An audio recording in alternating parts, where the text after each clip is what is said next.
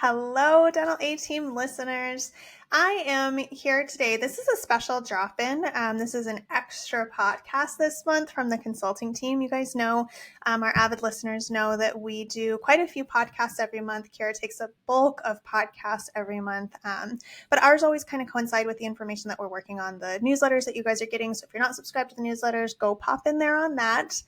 But we have an extra one today, and I have a special guest with me. I'm calling you a guest now because I don't pull you in on these as much, Britt. And I have Miss Brittany Stone. And Britt, I mean, it's got to be nice over there, like floating through life on the HR side, but every now and again, I got to pull you in and wrangle you back to the consulting side. So welcome. And I'm excited to have you here today, Britt. How are you?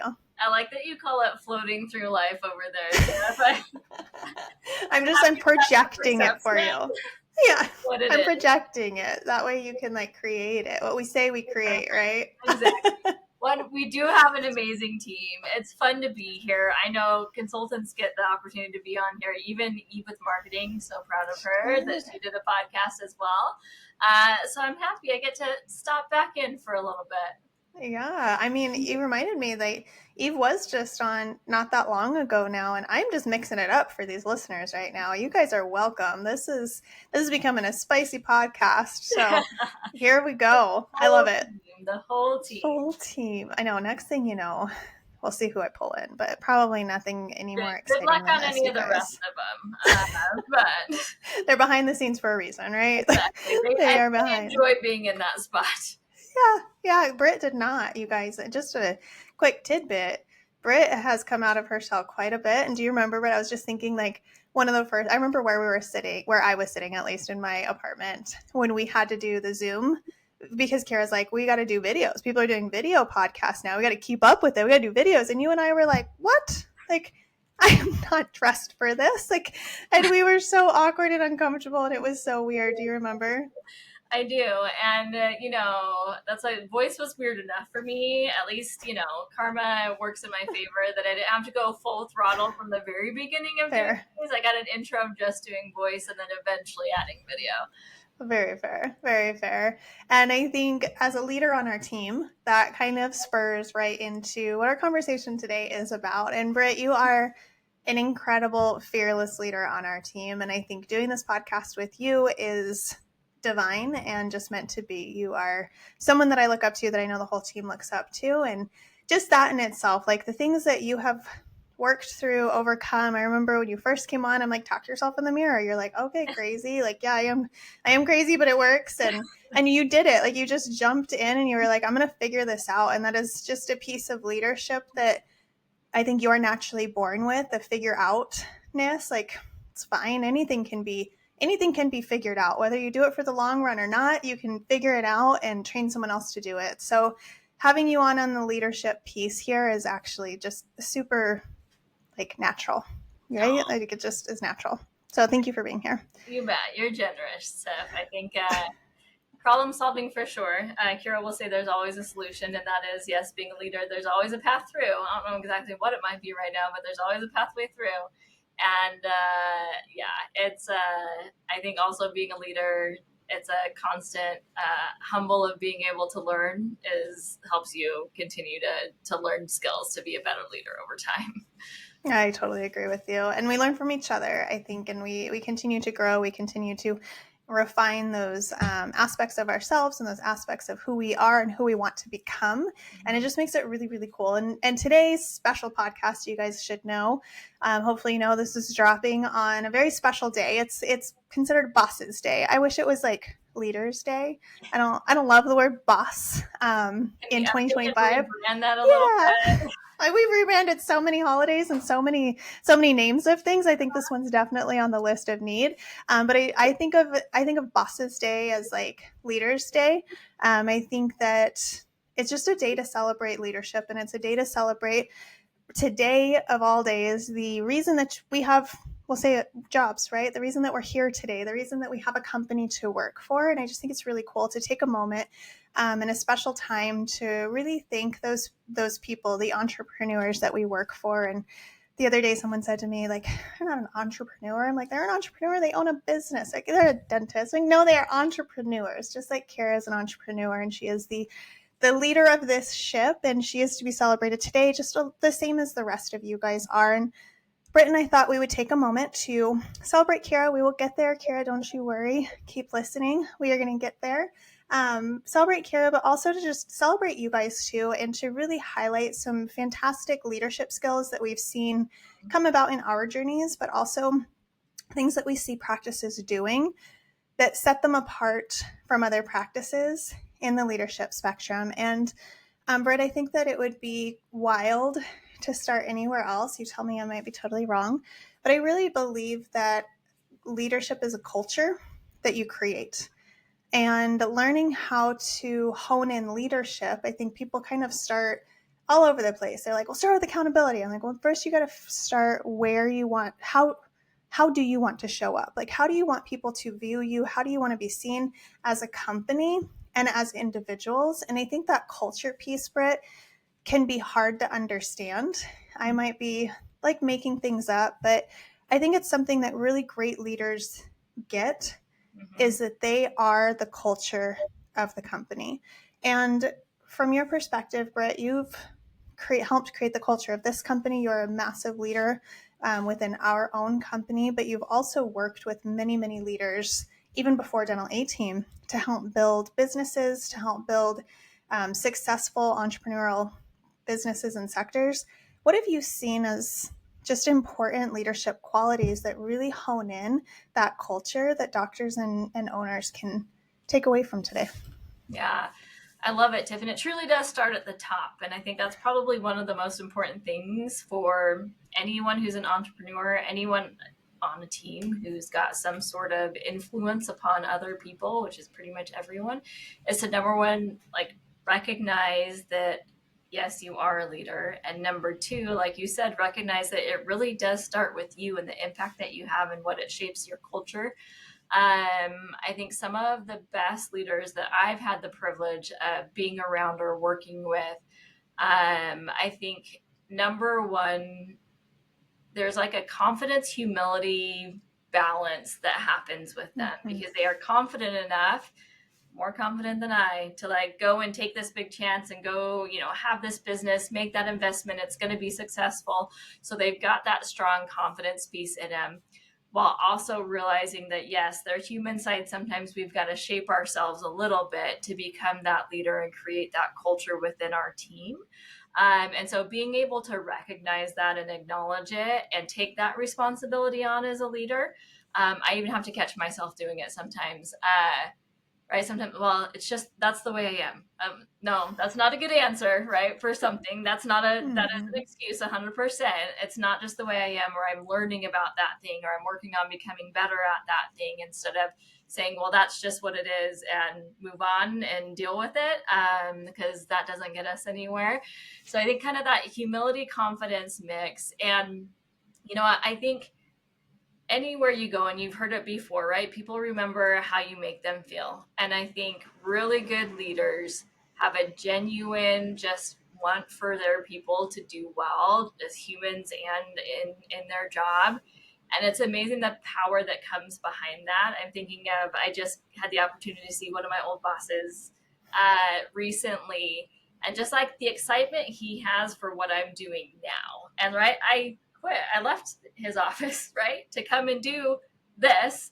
And he's still so excited about it. And I think that goes a long ways for team members and building leaders, because it builds confidence in your team around you and helps you to, one, not only build up your team, but also build up more leaders, which everyone needs.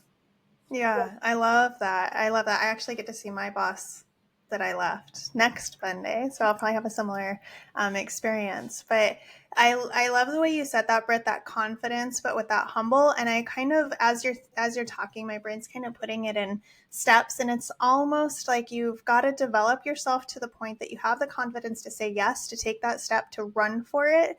But then the next layer is peeling back enough ego. Can't get rid of the whole ego, because you need some ego. Ego is good, but it can be too much. So it's peeling back the ego and realizing that you're not losing confidence or losing status by being humble or by being vulnerable in your leadership. And so I actually find vulnerability to be a space of higher confidence. I feel like the more confident you are, the more vulnerable you are able to be with like that true confidence definition. And so it's kind of that, like, you needed the momentum. It's kind of like Brody. He's 17 and he has all of these things that he wants to do and he has all of these decisions he's trying to make, but he doesn't have, his brain hasn't developed yet enough to see the logistical steps that happen after that decision is made. Like, it's like this decision and then the next one, right? So it's kind of those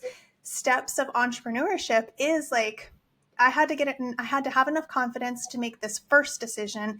But now I'm no longer 17 years old. My brain needs to develop, right? So it's almost like you get here and now you're developing that skill of humble, vulnerable leader and peeling back those layers to say, this is now where we're at. And that's where that culture piece comes in. And I think it's where the culture shifts come in for so many practices, because we had to hire people. We had to have what we have. And then we get to a point, I would venture to say 3 to 5 years in, you get to the point where it's like, okay, this feels chaotic. How do we back up and almost restart, because we're backing up, peeling off those layers and then adding something back in. And I think, Britt, you highlighted that really well. And those characteristics being developed over time are like, it's just the only way to really do it. And to think that right off the bat of practice ownership straight out of school, you're going to have all of those skills is kind of crazy. So I love the way that you had said that. And I think we've all had the opportunity on some level or another to watch each other grow in those spaces.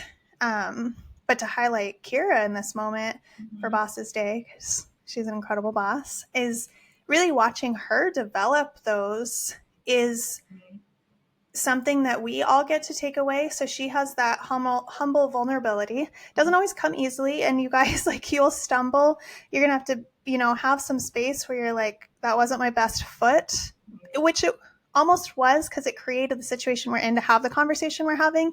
So I just don't ever look at anything as a total loss. I look at everything as like a step forward. But she's able to do those pieces for us and with us, because we're all growing at the same rate she is. We're like a percentage or two behind her, right? But she's leading the pack and creating that culture. So if Kira's turbulent, we're turbulent. If she doesn't even have to be in the company, you guys. Like, she does not even have to be here with us. We know. We're virtual. Yeah, we're virtual. Good. Yeah, good point. Because I have a lot of doctors that are like, how do I get this culture to work without me here?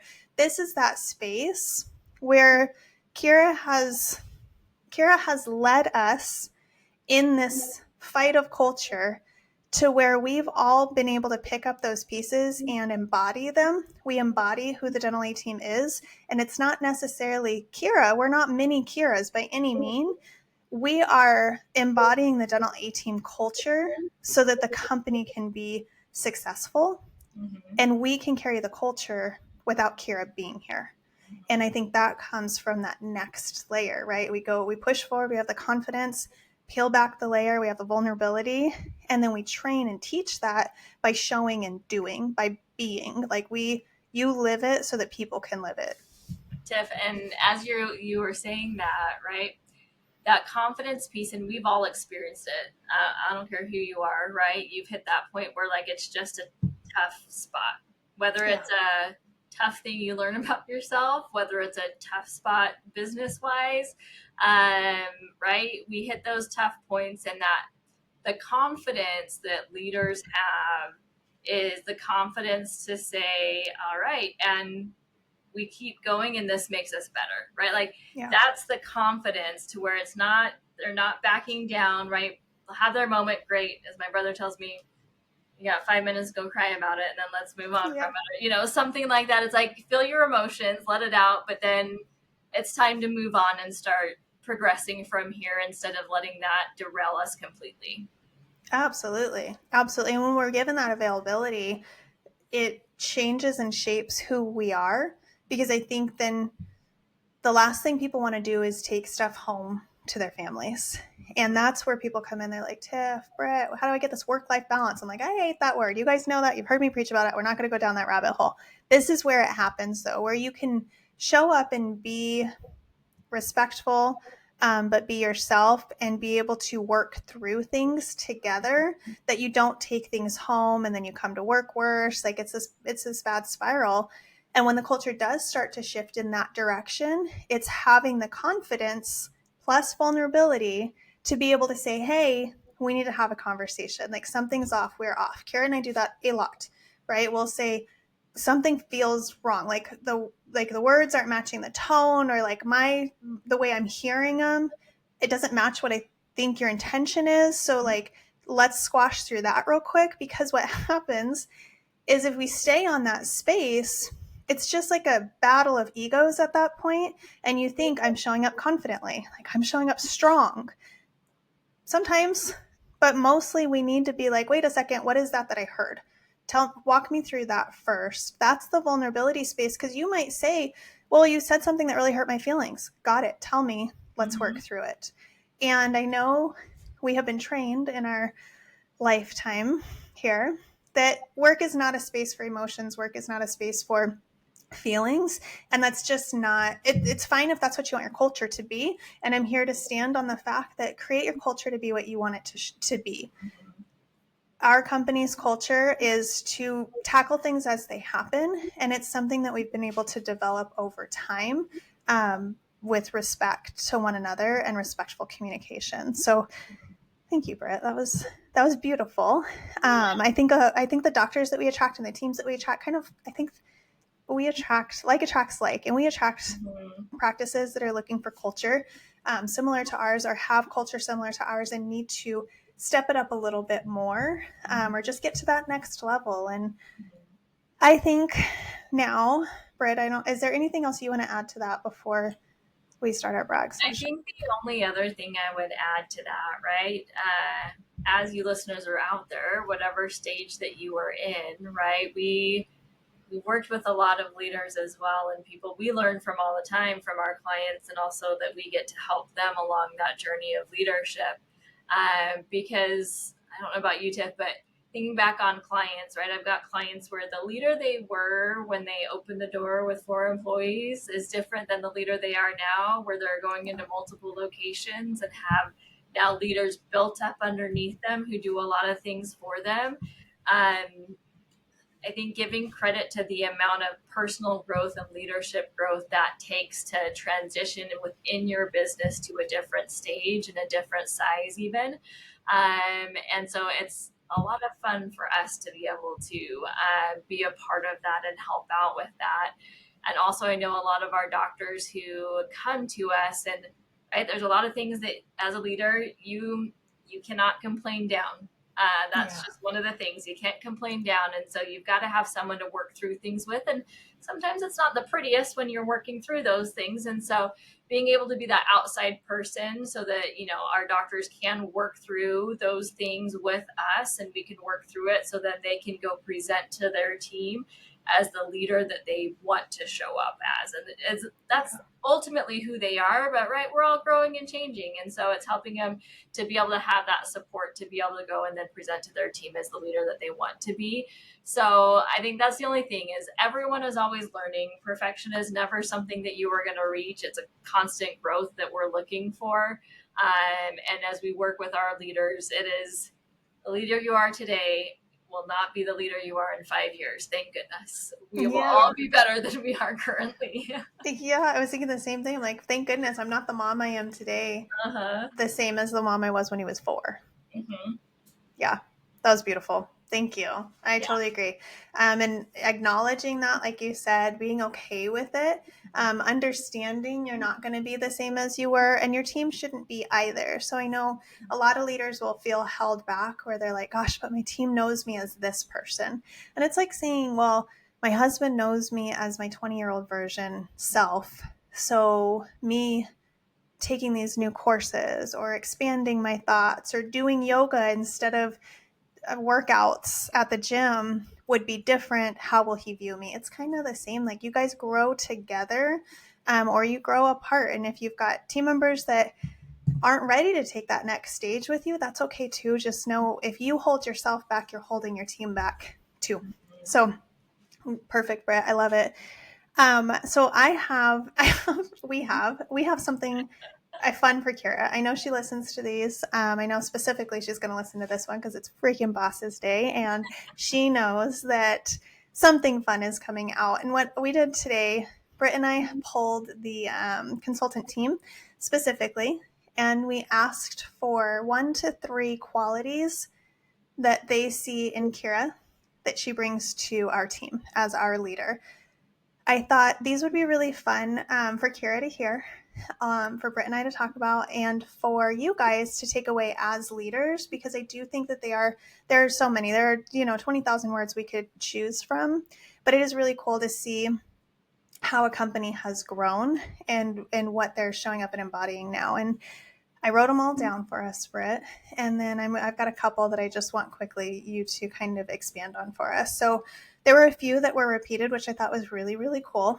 One of the ones that was repeated was integrity, doing what they say they're going to do. And that's something that within our company we have had as a piece of our core values for as long as I can remember. And I think for Kira in general, she works really hard to do what she says she's going to. And if she, for some reason, misses that step, she definitely takes ownership of it. Another one that came up, well, it was kind of worded in different ways. So it's actually kind of cool because execution and vision came up, which I feel like Kira is our visionary. And we learned, I called her out on it, and I love you, Kira. I hope you're listening. I will call you out every single day. When she loses her vision, our whole company spirals. There was a point in our lives where I was like, we just need to know where you want us to go. We just need it. So having that on this list actually made me really, really, really happy. And I think it'll make Kira really proud to hear that was one of the words that came up. But I also think that vision kind of flows in with execution, because she executes on the vision, which helps. She executes on most things she puts her foot forward on, but it helps us to execute on the vision as well. But then decisive came up, and those kind of all clumped together for me in my mind. Decisive, I think Kara's going to get a kick out of that one as well. That is something that she has honed a skill in on. Accountability, empathy, confidence, passion to make a difference, inspiring, transformational, and resilient. And well, first off, Britt, like, what's your favorite leadership quality that was given to us from the team for Kira, but just for a leader, not necessarily for Kira, because we don't need to make it all about her. She's already like blushing over there. But I wanted her to hear these words. But what out of those, what do you feel like you pull out as a baby leader, as a grown leader? Like, what word stands out to you the most? Yeah, I do love that decisive was on there, as I know Kira will love that one on there too. Yeah. I think that's one of my favorites. Tiff, to your point, right, we can't have too many cooks in the kitchen on what direction to go, because it really does get wild. Even within your dental practice, too many cooks in the kitchen gets very wild. And so that leader who can be decisive, and I think it goes along with vision as well, of like keeping the course of what direction are we going, even though that direction is moving or growing, or where are we headed to, and that'll adapt over time. A good team, right? Good team members, all we want to do is like help you and make it happen. And it's kind of like, well, what direction? Because I know if I start going my own direction, it's going to get wild and I'm going to be off track. So like, what direction? And then give me a few words and let's go and let's make it happen. And I think that's huge. And I know that that's a tough spot to be in sometimes. Our business owners, our entrepreneurs, you guys have a lot on your shoulders, and it's doesn't always go recognized. And I know like it's pressure on you sometimes, but for you to keep a space where you can have that clear direction and be decisive about where we're going is a game changer. I agree. And I think execution goes along with that. And the vision plays such a huge role too, because as you're speaking, I was thinking for visionaries, for entrepreneurs, for people who start businesses, it's very difficult for them to see outside of being a visionary. Just like when you're not a visionary, when you're an implementer, which most team members are not going to be visionaries. You guys they probably own their own companies, just saying. They are implementers on some level. You are the visionary, but it's very difficult to see the other side. It's like it's difficult for you to put yourself in those shoes. So the visionaries are like, no, like you want space to create because that's what they want. But they do have a very clear picture of what they want, but they don't know how to narrow it down, right? So it's kind of this like mix, and teams sometimes go a little wild. They're like, just tell me, and they get into this spin. And so I think that decisiveness, that execution narrows down to the vision. When you know the vision, when you have a clear picture of the vision, that is your go-to spot, you guys. Decisions are so much easier when you know where you're going. When the vision of your practice is super clear, those decisions, big or small, come down to, do they match our vision? Does this go with our core team values? Does this match our culture, or is this completely opposite of what we're heading towards? Do we want to add a new product to our product line? Do we want to add a new procedure? Well, what's our vision? What's our goal? Is this in alignment with what we're working towards? Because then, visionaries, you can say yes, no, maybe, here's the outline, here's a template, go create. I can be very creative when I know what the direction is. So to your point, Britt, I think those all go hand in hand. I totally agree. And I think it's something that as a company we've pushed for and narrowed down really, really well. Our style of meetings help. And I know we work with practices all the time to get those narrowed down. We have practices coming into town soon to do just this thing. And so those were so perfect, and it's something that we constantly refine. Doctors, I think actionable pieces here, leaders, office managers. When I was an office manager, you guys, I told you, I'm going to see my doc in a week. I love him. Britt, I think we're like the same, like they are just family to us. Always a cheerleader. Always a cheerleader, constantly. But I had to be the one that created this stuff, right? Like for/with him. And so office managers who are here today that are like, yeah, this sounds great, guys, but like my doc's not going to listen to this podcast, or my doc's not on the same page as me. That's totally fine. Go create it. Create something so that your team can be decisive in their roles too. When you can narrow down that vision, no matter who you are right now, whatever leadership position you hold in your company, narrow that down and make it easy for everyone, because it's going to make it easier for you too. So Britt, this went longer than I thought it would. Thank you so much for being here. I love celebrating everyone. And Britt, you're just one of my favorite humans. And I knew you would have so much to pull out of this on the leadership side. Same, Tiff. And I mean, Kira deserves all the credit in the world as someone who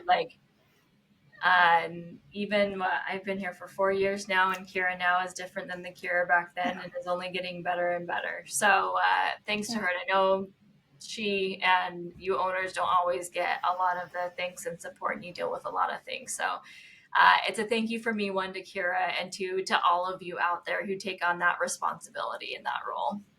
That was beautiful. Thank you. And with that, you guys, go do the things we kind of talked about here too. Go narrow in your vision and your focus. If you haven't narrowed in, go talk to your team about it. Even if you talked about it yesterday, say, hey guys, let's talk about this again. Talk about it enough that becomes your culture and your drive within your practice. And most of all, go have an amazing Bosses Day. I hope you are celebrated. I hope you feel loved, even if it's just this today and nobody else knows. Shelby told us, you guys, I'm going to let you in on a secret. Like, that's how I know the date. Okay. So you guys, if you're listening and you didn't get the flowers, like, this is your flowers. Okay. We're all here for it. We're all celebrating each other. And Kira, like Britt said, we are so, so incredibly grateful for everything you do every single day, every way that you show up for us, and the way that you grow us individually and as a team every single day. So with that, you guys, go have a great Bosses Day. Catch you next time.